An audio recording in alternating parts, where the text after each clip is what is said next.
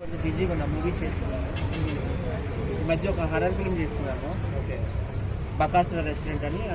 మన ఎవరు హీరో అంటే ప్రేమ కథా చిత్రంలో ఉన్నాడు కదా, ప్రవీణ్ కమెడియన్ ఆయన, అలాగే వైజాగ్ అబ్బాయి ఏం పేరు వైభహర్ష, వాళ్ళిద్దరు లీడ్ రోల్స్లో ఒక మూవీ చేస్తున్నాము. అందులో మా సోషల్ మీడియా నుండి చాలా మందిని తీసుకున్నారు.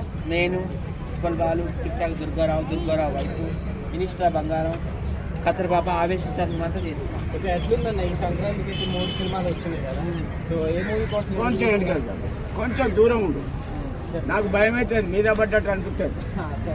ఈ కుర్చీకి భయమైన 3 సినిమాలు అంటే పచ్చలైతే గ్లోబల్ స్టార్ రామ్ చరణ్ వస్తుంది.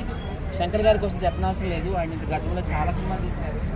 జెంటిల్ మ్యాన్ అని, సీన్స్ అని, రోబో అని, కమలాసన్ సినిమా, చాలా కమలాసంతో భారతీయుడు కూడా తీసిండు ఆయన కోసం చెప్పనవసరం లేదు. అది మాత్రం 1000 కోట్ల సినిమా ఖచ్చితంగా.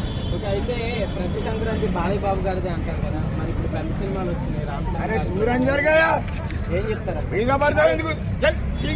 ఆగు బాబాయ్, దూరం జరగా. నేను మాట్లాడితే ఇక్కడ ఎవరు ఉండరు. కదా మైక్, ఎందుకు మాట్లాడుతున్నావు? నా ఇష్టం. నా ఇష్టం. పార్కు తొవ్వ మరవాల. ఏమనుకుంటున్నావు? కుర్చీ అంటే ఏమనుకున్నావు? మనిషి మీద పడి బుద్ధల మైక్ నువ్వు కదా మాట్లాడమని. దూరం ఉంటే వినపడదా వీళ్ళకు? కూర్చుంటే కుర్చీ తాత అంటారు. ఉరి వేస్తా, ఛాతి మీద మోకాలు పెట్టి ఊరేస్తా. ఏయ్, మంచోళ్ళు మడత పెట్టా, కుర్చీ సీఎంలోనే మొట్ట మీద పెట్టా. నువ్వెంత? హీరోగా డ్యాన్స్ అని చెప్పనవసరం లేదు కదా. ఆంధ్ర మైకేల్ జాక్సన్ ఏంటి, ఇండియన్ మైకేల్ జాక్సన్ అని కూడా అనొచ్చు. సో ఆయన కొంతమంది ఇబ్బంది పెడుతున్నారు ఈ మధ్య.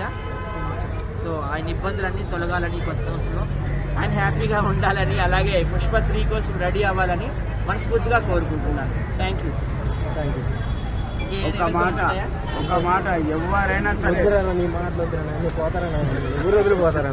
పోతారా బాబు,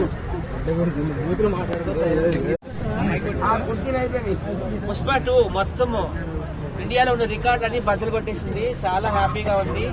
congratulations to Allu Arjun and Sukumar. Almost 2000 కోట్ల దగ్గరికి వెళ్ళిపోయింది.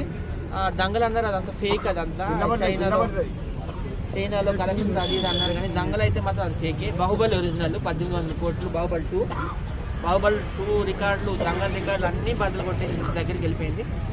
సో 100 ఏళ్ళ కరోనా వచ్చింది, 100 ఏళ్ళ చరిత్ర